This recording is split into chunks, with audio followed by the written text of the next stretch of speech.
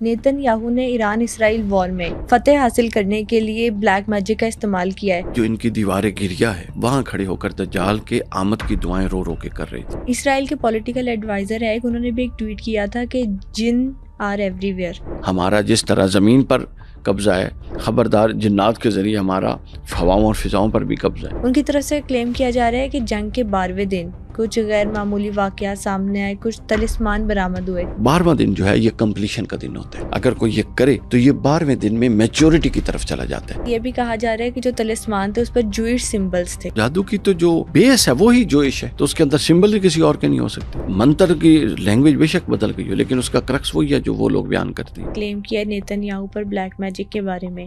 تو اب کیسے پتہ لگایا جائے گا کہ کالا جادو ہوا ہے کہ نہیں؟ کوئی بھی سمجھدار شخص بتا سکتا ہے جس کو اس چیپٹر کا سے آگاہی ہے. ایرانین آفیشل کا دعویٰ ہے کہ نیتن یاہو نے ایران اسرائیل وار کو جیتنے کے لیے بلیک میجک کا استعمال کیا. کیا آپ جانتے ہیں کہ اس بات کی کیا ریالٹی ہے؟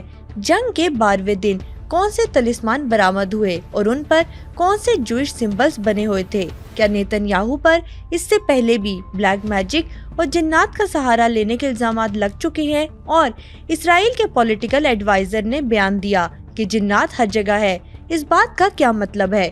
یہ سب باتیں جاننے کے لیے آج کے ایپیسوڈ کو اینڈ تک ضرور دیکھیں. السلام علیکم سر، ویلکم ٹو سنو پوڈ کاسٹ سپر نیچرل. کیسے ہیں آپ؟ وعلیکم السلام. جی اللہ کا شکر، الحمدللہ میں ٹھیک ہوں. سر اس سے پہلے بھی ہم نے آپ سے ایران اسرائیل کانفلکٹ پر بات کی تھی.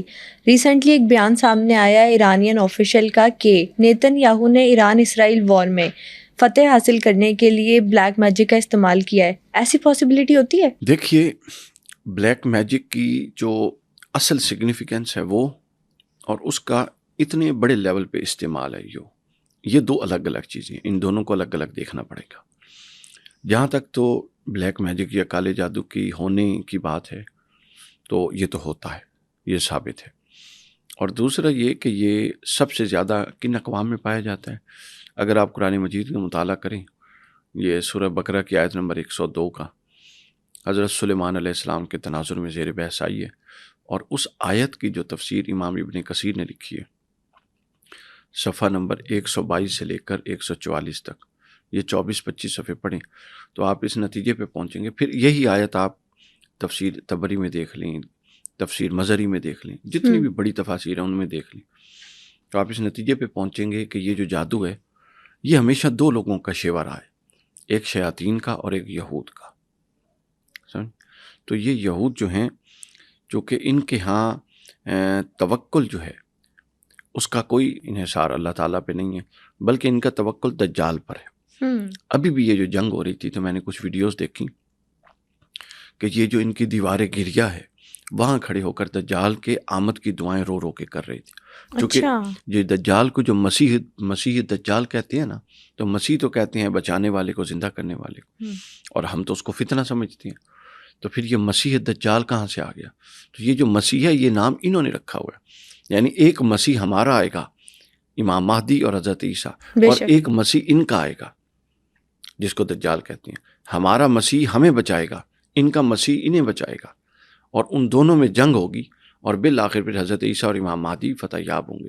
تو لہٰذا ان کی سرشت میں جادو اور اس نوعیت کی چیزیں پائی جاتی ہیں. دوسری چیز یہ ہے کہ اس کا اتنے بڑے لیول پہ وارفیئر پہ استعمال ٹرائی تو کی جا سکتی ہے. اب اس کے نتائج کس حد تک آتے ہیں یہ ایک مختلف بات ہے. چونکہ علم اور سائنس کی اس دنیا میں اس طرح کی بات کرنا بعض لوگوں کو لگے گا کہ کچھ معیوب ہے، لیکن سچ یہ ہے کہ یہ ہوتے ہیں، یہ حقائق ہے. اس سے چیزوں پر اثر انداز ہوتا ہے. کیونکہ دیکھیں جادو کا جو کام ہے نا وہ سمجھنا چاہیے.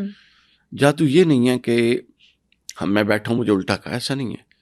میں بیٹھا ہوں، میں بیٹھا رہوں گا، آپ کو اور اگلے سب دیکھنے والوں کو یوں لگے گا کہ اس نے مجھے الٹا کر دیا ہے. اچھا، گویا یہ نظر کا دھوکہ ہے.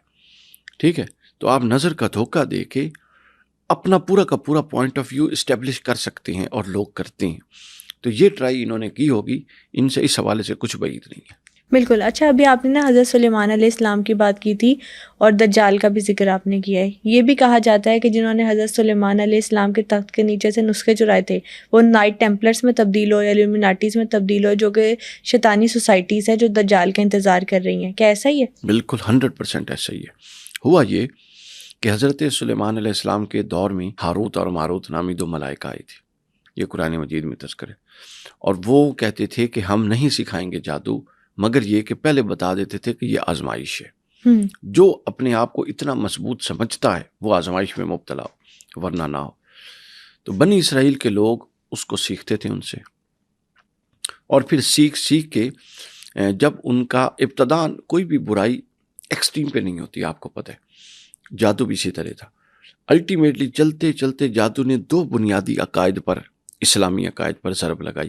اسلامی عقائد سے مراد یہ نہیں کہ جو رسول اللہ صلی اللہ علیہ وسلم، اسلامی عقائد حضرت آدم سے لے کر حضور تک سب ایک جیسے رہے ہیں، بنیادی چیزیں، اور شرعی اعمال کی صورتیں بدلتی رہی ہیں، بنیادی عقائد ہمیشہ ایک جیسے رہی ہیں۔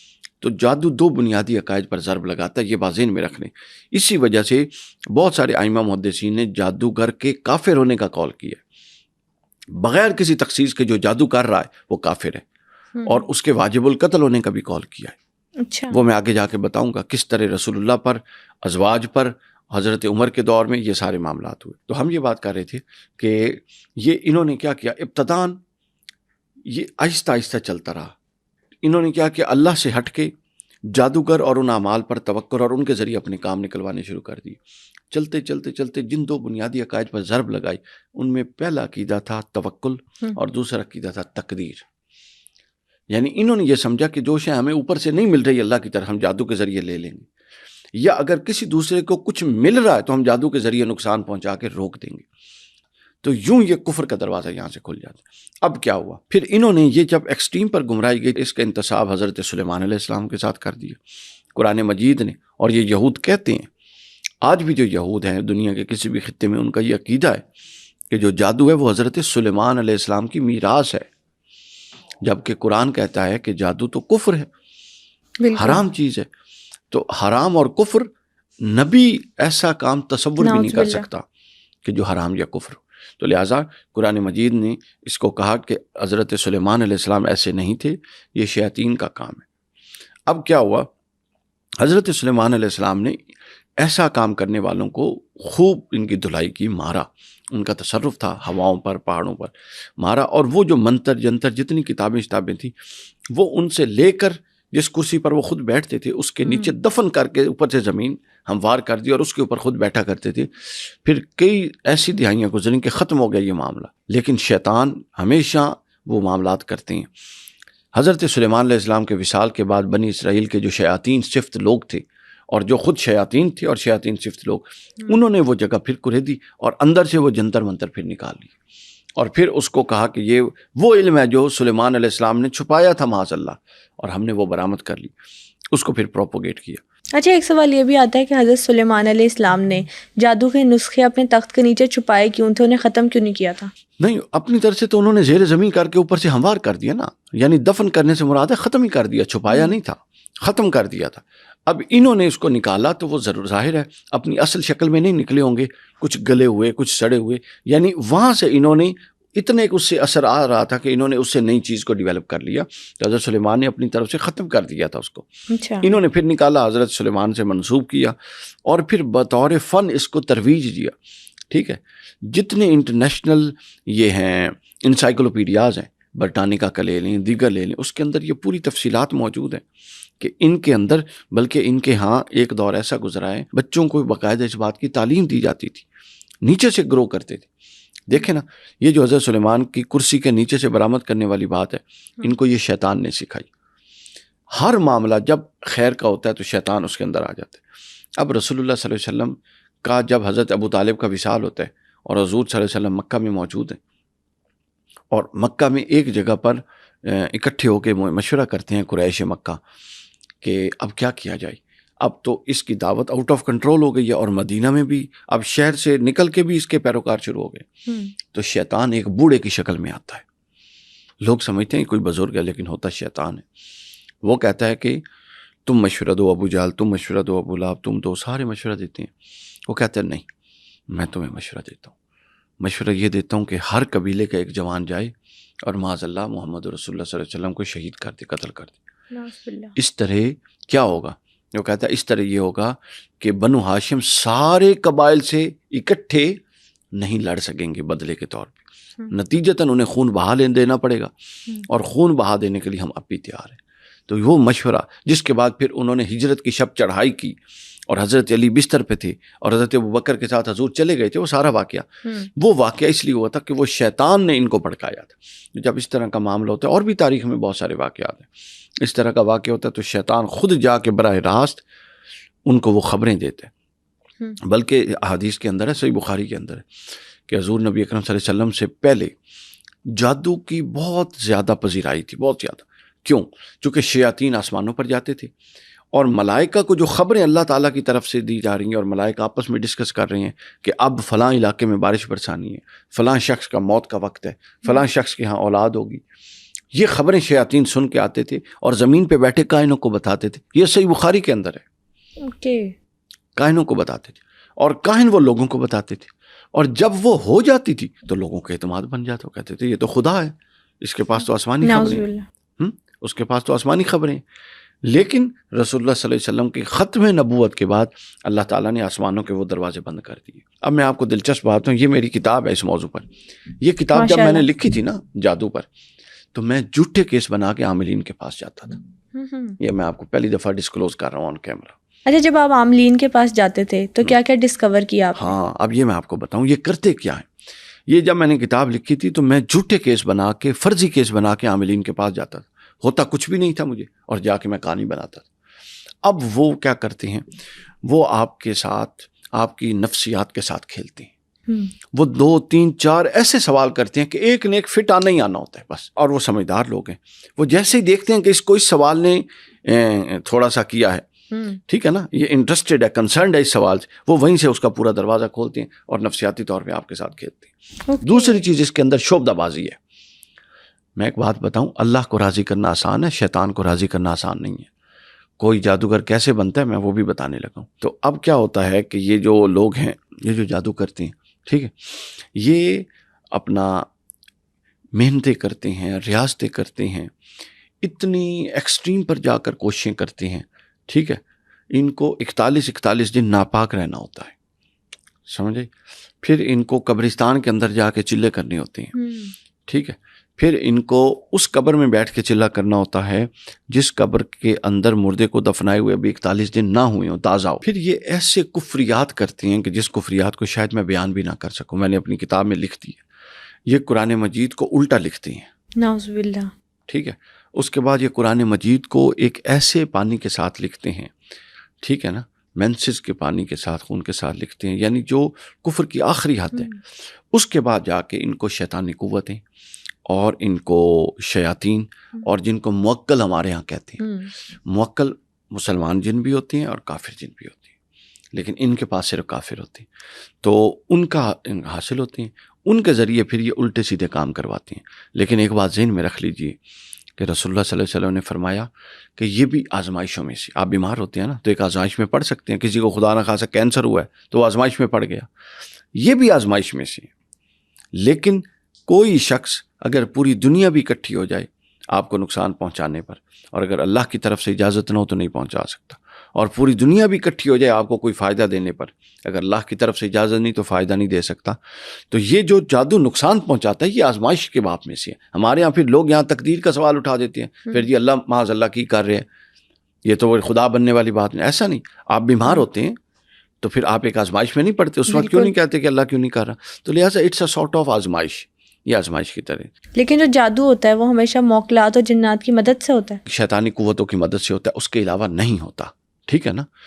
ہاں، اس کے علاوہ یہ ہوتا ہے کہ کچھ وائبز ایسی ضرور کریٹ ہو سکتی ہیں جو آپ کو، جو آپ کے دماغ کے اندر نیورونز اور آپ کے دماغ کے اندر جو خلیے ورکنگ کر رہے ہیں ان کی اس ریگولر انٹینسٹی کو ڈسٹرب کرتے ہیں، اور اس میں آپ کو ایک خاص قسم کے تذبذب اور خاص قسم کے ارتعاش کا شکار کر دیتی ہے، جس سے آپ ڈپریشن اور اپنا انزائٹی اور ان چیزوں کا شکار ہو جاتے ہیں۔ جادو ہر کسی پر نہیں کیا جا سکتا؟ نہیں، ہوتا ہر ایک پر ہو سکتا ہے، لیکن وہ اثر انداز کتنا ہوتا ہے یہ پرسن ٹو پرسن ویری کرتا ہے۔ ایک صفت ہوتی ہے انسان میں جس کو کہتے ہیں صفت موہومہ، وہم سے بنی ہے، جو باہر کا وہم قبول کرتی ہے۔ مثلا ابھی یہاں پر آپ تھوڑی سی گندگی رکھتے ہیں ایک سائڈ میں، 5-10 لوگ جو یہاں موجود ہیں، ہر بندے کا اس کے بارے میں، اس سے جو کراہت کا، نفرت کا لیول ہے، اور جو فیلنگ ہے وہ ڈیفرنٹ ہوگی. ٹھیک ہے, اس کے بعد آپ اندھیرے میں بٹھائیں اور یوں لگے کسی کو ایک سایہ گزرا ہے, اس سے جو خوف کی کیفیت پیدا ہوگی 5-10 بندے ہر ایک میں مختلف ہوگی. کیوں؟ واقعہ تو ایک ہی ہوا ہے. وجہ یہ ہے کہ ہمارے جو اعصابی نظام اور صفت موہومہ ہے جو باہر خارج کا وہم قبول کرتی ہے وہ ہر ایک کی مختلف ہوتی ہے. جس کا اعصابی نظام مضبوط ہوتا ہے اس کی یہ صفت جو ہے وہ کمزور ہوتی ہے, اور جس کی یہ صفت کمزور ہوتی ہے وہ باہر سے اپنا زیادہ چیزوں کے اثرات اس پر مرتب نہیں ہوتے, آسانی سے ٹائم لیتے ہیں. اور جو بڑا وہم والا ہو, چھوٹی چھوٹی بات پہ وہم کرنا, وشواس, ڈر جانا, ہر چیز کو ذہن پہ سوار رکھنا, ایسے لوگ اصل جادو کا شکار ہوتے ہیں. تو میں بتا رہا تھا کہ ایک چیز تو ہوتی ہے ان کی نفسیاتی گیم, ایک ہوتی ہے ان کی شعبدہ بازی.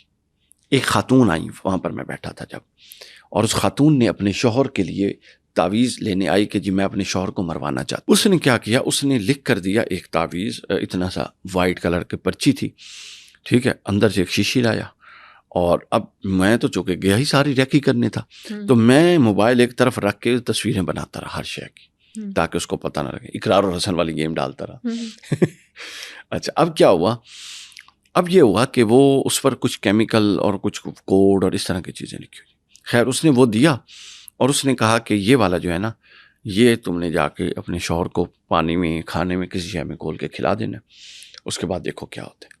اور پھر ایک تالا دیا, اس نے کہا جی اس تالے پہ پتہ نہیں کوئی وہ شوہر کا نام لکھ کے دیا کاغذ پہ, اور اس میں کوئی دھاگے لگے ہوئے تھے, اس کے اوپر تالا رکھ کے بند کرنا ہے, اور اس کی چابی اور تالا جا کے پانی میں, دریا میں کہیں پھینک دینا. لو جی بات ختم ہو گئی. اب اس کے ساتھ کیا بنا اللہ جانے. میں واپس آیا اور میں نے وہ سرچ کرنا شروع کر دیا, وہ جو کوڈ لکھا ہوا تھا, کیمیکل نکلا وہ اندر سے کیمیکل نکلا. اب میں FSC میں نے کی ہوئی تھی, کیمسٹری میں نے پڑھی ہوئی تھی, میں کیمیکل پروسیسز کو جانتا تھا.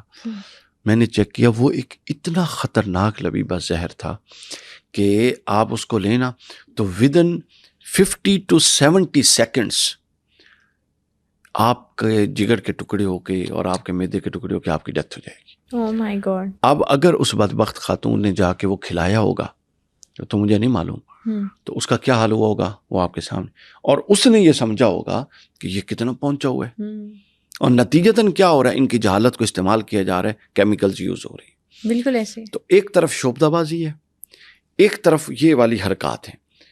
اس کے درمیان جو اصل جادو ہے یہ کرنا آسان نہیں ہے, اس کے لیے بہت محنت اور ریاضت ہوتی ہے. ہاں پھر جس کو اس پر تصرف ہو کالے جادو پر, وہ پھر بہت کچھ کر سکتا ہے جو ہم تصور بھی نہیں کر سکتے. اچھا, یہ کالا جادو کیا ہے؟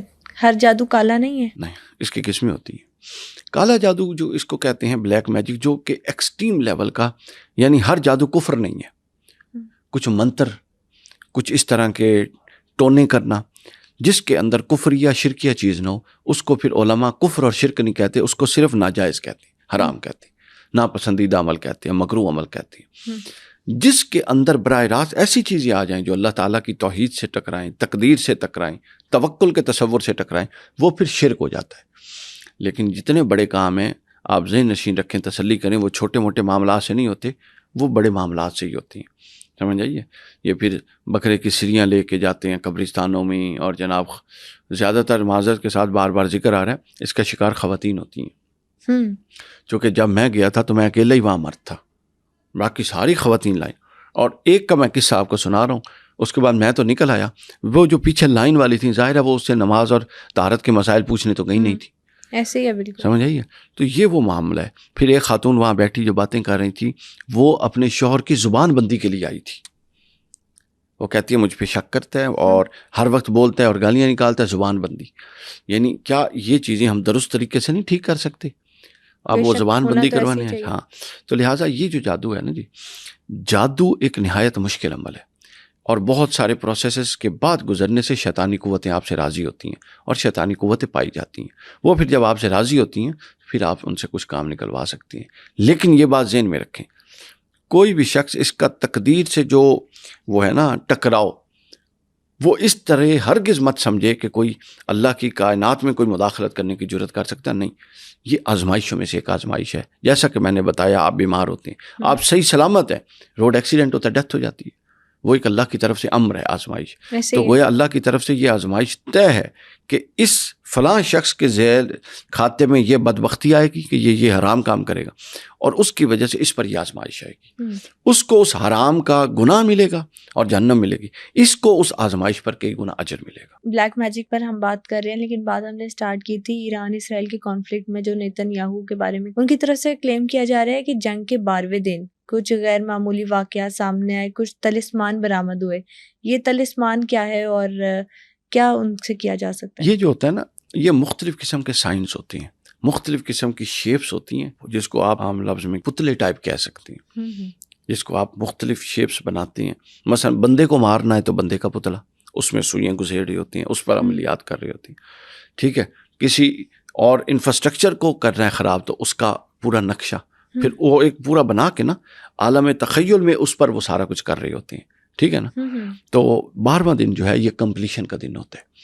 تو 12ویں دن جو وہ کہتے ہیں اس کا تعلق یہ ہے کہ یہ چیزیں چلتی چلتی الٹیمیٹلی اگر کوئی یہ کرے تو یہ 12ویں دن میں میچورٹی کی طرف چلا جاتا ہے, یعنی اپنا جو اثر دکھاتا ہے. ایسا نہیں کہ کسی کو آتا ہے جادو کرنا اور وہ کرنے بیٹھا ہے اور وہ 2 منٹ میں اگلے بندے کو تو والا کر دے گا, ایسا نہیں ہوگا, ٹائم لگتا ہے. تو پھر کیا ہے 12ویں دن, بعض لوگ 12ویں دن کہتے ہیں, بعض لوگ کہتے ہیں کہ آخری اس کا اثر 41ویں دن ہوتا ہے. تو 12ویں دن سے یہ مؤثر ہونا شروع ہوتا ہے اور وہ علامات ہوتی ہیں مختلف, جس طرح صحیح بخاری میں رسول اللہ صلی اللہ علیہ وسلم پر جب ایک شخص تھا بنو رزیق قبیلے کا, اس کا نام تھا لبید ابن عاصم, اس نے رسول اللہ صلی اللہ علیہ وسلم کے مبارک بال آپ کے خادم کے ذریعے لے کر اس پر جادو کروایا اور اس کا اثر ہوا. اچھا, اب اثر یہ ہوا صحیح بخاری میں کہ رسول اللہ صلی اللہ علیہ وسلم نے ایک کام کیا ہوتا تھا اور آپ کی طبیعت اور مزاج مبارکہ آپ بھول جاتے تھے میں نے کیا کہ نہیں کیا.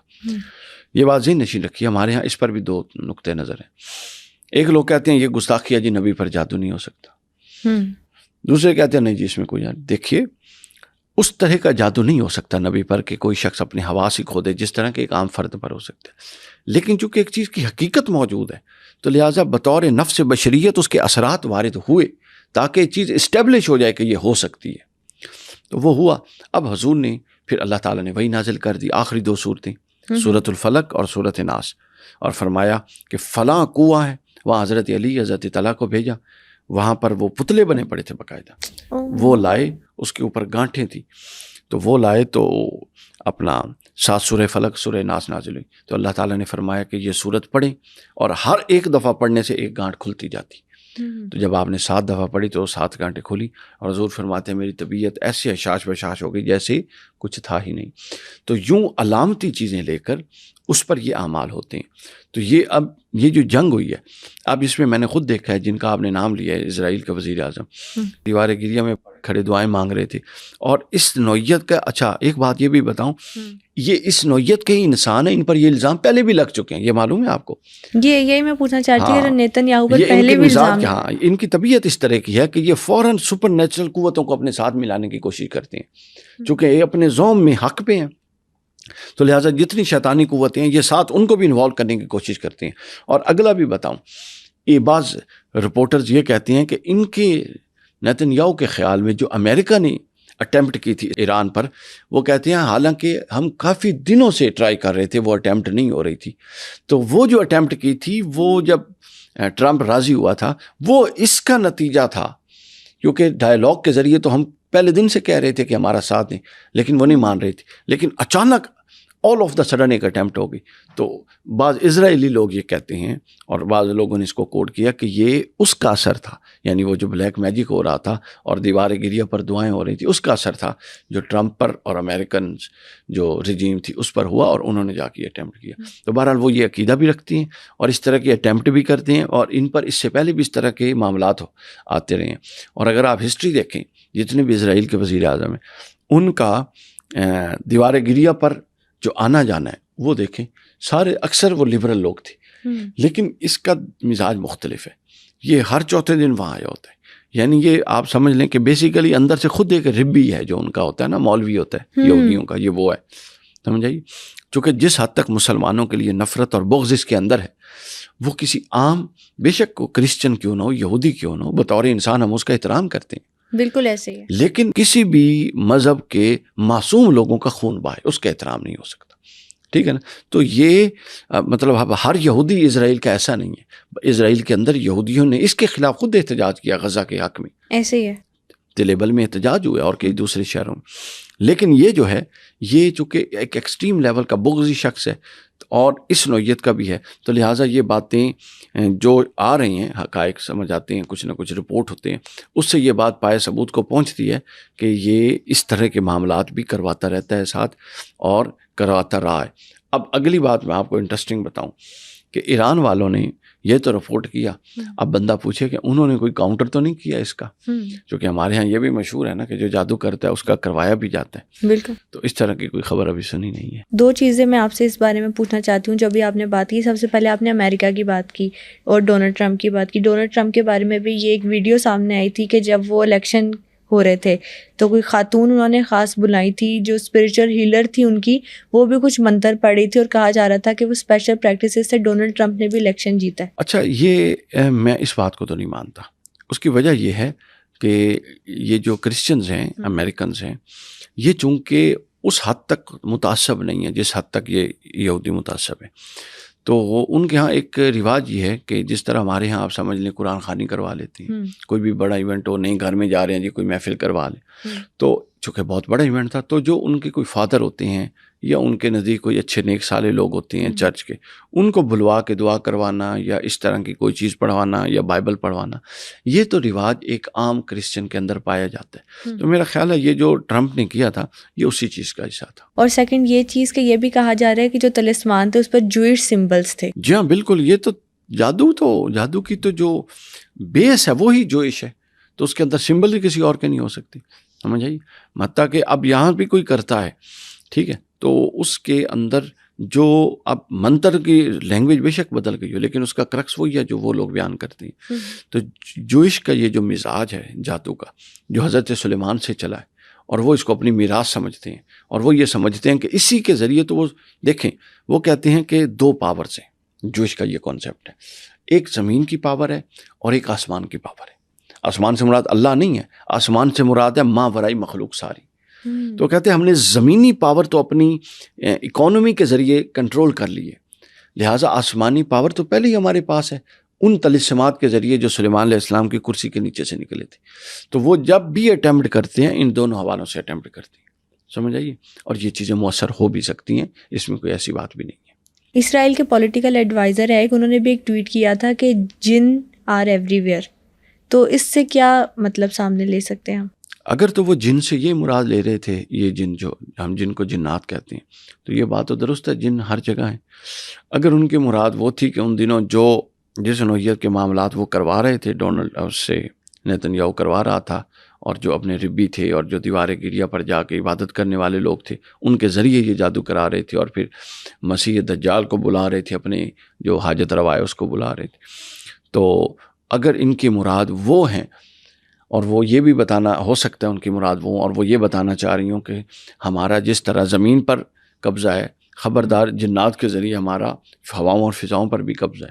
تو یہ دونوں امکان موجود ہوتے ہیں, چونکہ جن کا تصور تو ہر دور میں رہا ہے نا, اور یہ جو موکلات ہوتے ہیں اور یہ جادو ہوتے ہیں یہ ہمیشہ کفار جنات کے ذریعے ہوتے ہیں. اچھا. ہاں, اور حضرت سلیمان علیہ السلام نے جنات کو ہی قید بھی کیا تھا, جنات سے ہی ہیکل سلیمانی بھی تعمیر کروایا تھا, جنات کو مارا ڈانٹا بھی تھا, جنات سے ہی چھین کر وہ سارے منتر جنتر کرسی کے نیچے دفن کر دیے تھے, اور جنات نے مل کر انسانوں کے ساتھ وہ نکلوائے تھے. اچھا, ابھی آپ نے کہا کہ جنات ہر جگہ ہوتے ہیں. کچھ لوگ کہتے ہیں کہ جنات کی اتنی اقسام ہے جو یہاں بسیرا کرتی ہیں. کچھ لوگ کہتے ہیں کہ جنات کی کوئی اسپیسیفک اقسام نہیں ہے, جنات ہر جگہ ہوتے ہیں. تو کیا ریالٹی ہے؟ دیکھیں, جنات ہر جگہ ہوتے ہیں. اس میری کتاب میں ایک باب ہے جنات پر. جنات کوئی جگہ ایسی نہیں ہے. اب یہاں جہاں ہم بیٹھے ہیں جتنے یہاں پر انسان ہیں اس سے کئی گنا زیادہ جنات ہو سکتے ہیں, ٹھیک ہے نا. اب میں یہ نہیں کہہ رہا ہے, ہو سکتے ہیں. جنات ہر جگہ ہوتے ہیں. اب جو جنات کی اقسام لوگ کرتے ہیں وہ ایک تو سادہ سی قسم ہے جو انسانوں میں ہوتی ہے, مومن اور کافر. آپ کو پتہ ہے کہ دو مخلوقات اللہ کی بارگاہ میں جواب دیں ہیں, دو شریعت کے مخاطب ہیں, ایک انسان اور ایک جن. اس کے علاوہ سب معاف, جانور کوئی حساب کتاب نہیں ہوگا, انسان کا بھی حساب ہوگا, جن کا بھی ہوگا. لہٰذا جن رہتے ہیں, ان کے بچے پیدا ہوتے ہیں, ان کی شادیاں ہوتی ہیں, ان کے رسم و رواج ہوتی ہیں, ان کے ہاں عبادات, سارا نظام ہے ایک پورا الگ سے, ٹھیک ہے نا. تو وہ جنات موجود ہوتے ہیں. ایک تو ہے ایمان اور کافر. دوسرے پھر مسلمانوں میں بھی اچھے بھی اور برے بھی. عام طور پہ کتابوں میں یہ لکھا ہوا ہے کہ جو اچھے اور نیک جن ہوتے ہیں وہ صاف ستھری جگہوں پہ رہتے ہیں. صالح جن مساجد میں رہتے ہیں, مدارس میں رہتے ہیں, خانقاہوں میں رہتے ہیں. اور جو برے اور شیطان جن ہوتے ہیں وہ بدبودار جگہوں پر, گندی جگہوں پر, اس طرح کی جگہوں پر رہتے ہیں. اور کچھ جنات ایسے ہوتے ہیں جو خلوت پسند ہوتے ہیں, وہ جنگلات میں رہتے ہیں. ٹھیک ہے نا.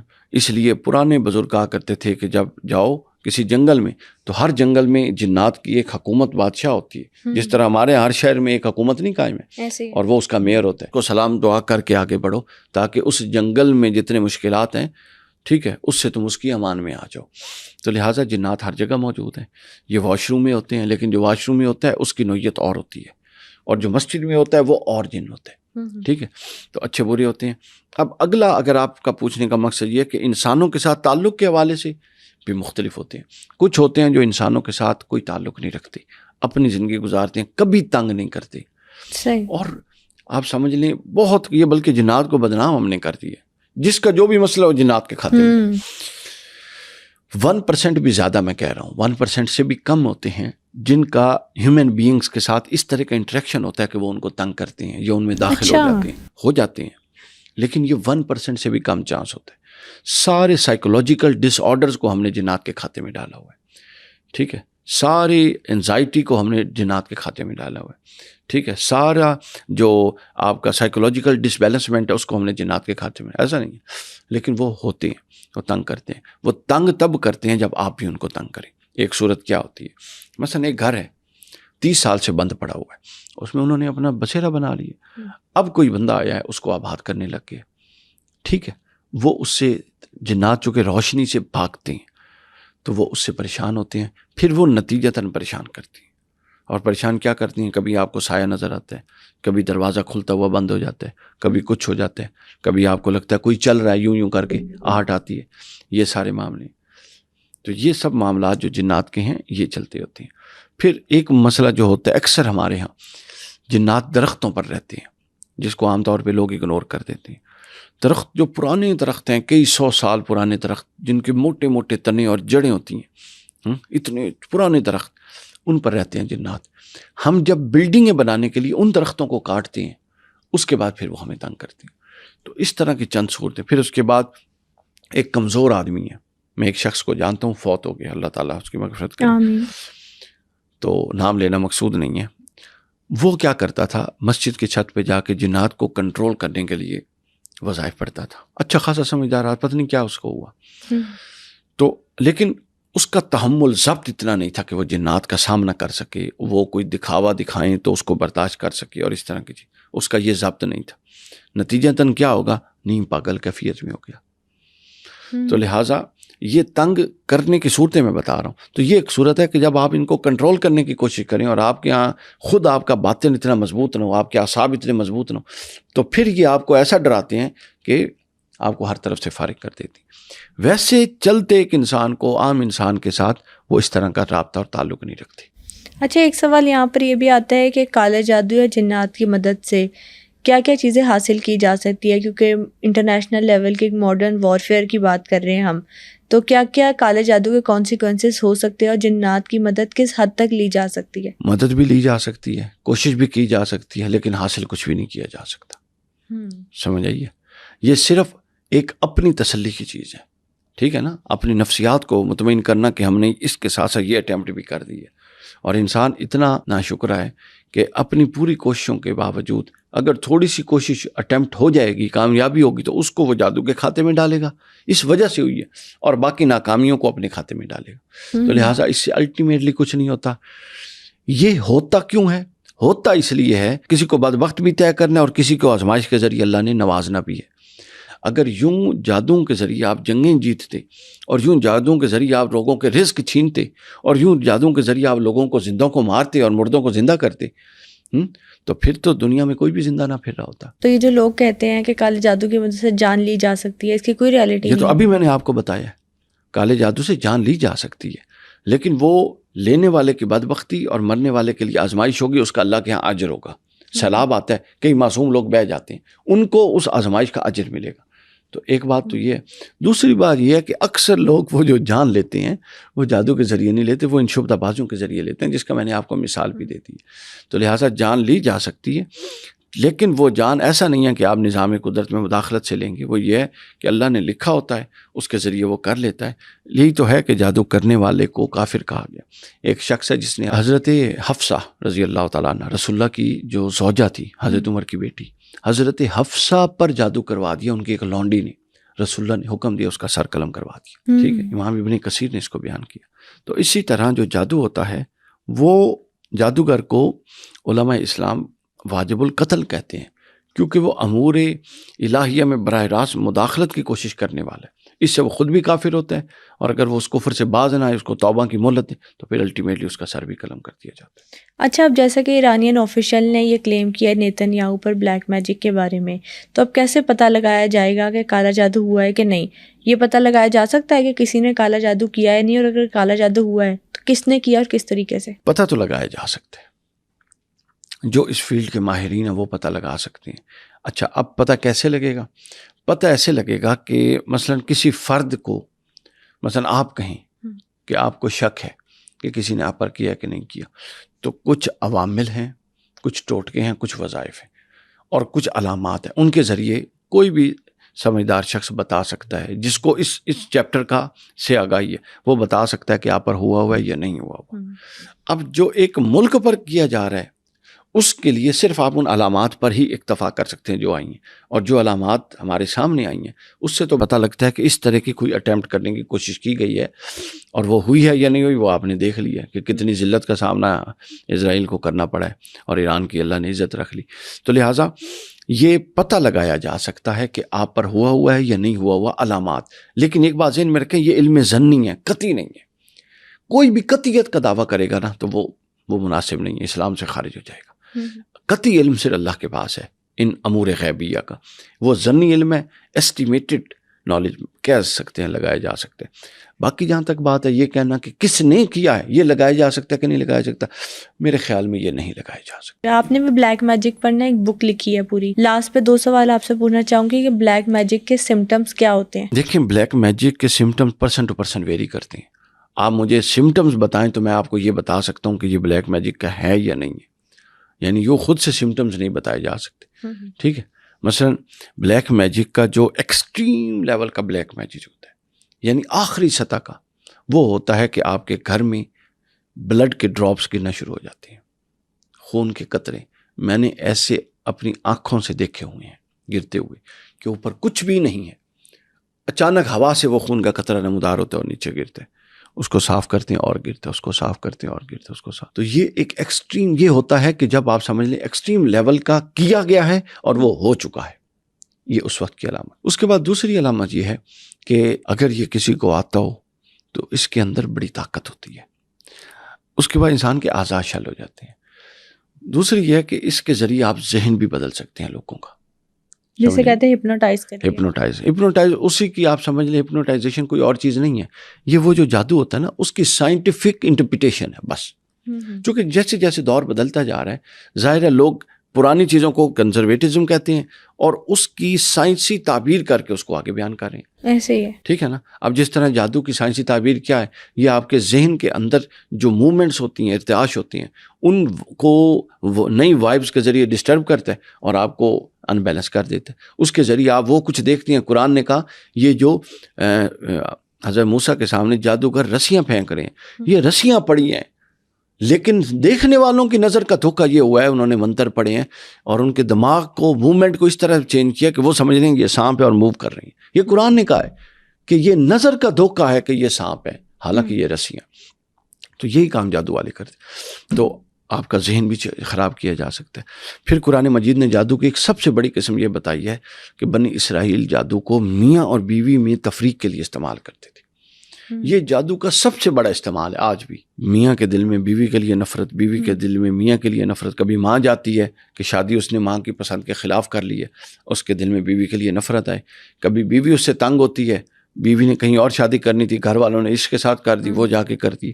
تو یہ سارے معاملات, یہ دکان ان لوگوں نے چلائی ہوئی ہے مل جل کے. تو لہٰذا یہ سارے معاملات اس کے ذریعے ہوتی ہیں اور ہو سکتی ہیں. بالکل ٹھیک ہوگا. باقی رشتوں کی بندش کا معاملہ ایک آتا ہے اکثر, کہتے ہیں جی سارے رشتے انہوں نے بند کیتے ہوئے نہیں. بات ذہن میں رکھ لیں, یہ معاملہ بھی من و عن یہی ہے کہ لوگ آپ کو جو سمجھ کے دیکھنے آتے ہیں, جس طرح وہ رسی پڑی تھی, رسی لیکن نظر سانپ آ رہا تھا, آپ اپنی حقیقت میں بیٹھے ہوتے ہیں لیکن وہ آپ کی حقیقت کوئی اور دکھاتے ہیں ان کو, نتیجتاً رشتے پلٹ جاتے ہیں اور آپ سمجھتے ہیں کچھ ہو رہا ہوتا ہے, آپ درست سمجھ رہے ہوتے ہیں. بالکل ٹھیک ہو گیا. لاسٹ پر آپ سے پوچھنا چاہوں گی کہ اگر کوئی کالے جادو یا جنات کے معاملات ہو جائیں تو قرآن و حدیث میں کیا بیان کیا گیا ہے, کیسے اس سے چھٹکارا پایا جا سکتا ہے؟ ہاں, یہ بڑا ضروری ہے. میں کچھ لوگوں کو جانتا ہوں جو اس لیے جادو کے پاس گئے, جادو کرواتے تھے کہ جی ساڈے تے ہوئے ہے, اسی طرح توڑ کران چل رہے ہیں. تو ذہن میں رکھ لیں کہ جادو کا توڑ کروانا بھی جادو سے حرام اور کفر ہے. اچھا. توڑ بھی نہیں کروا سکتے. اس کے لیے اللہ تعالیٰ نے قرآن مجید میں بہت کچھ دیا.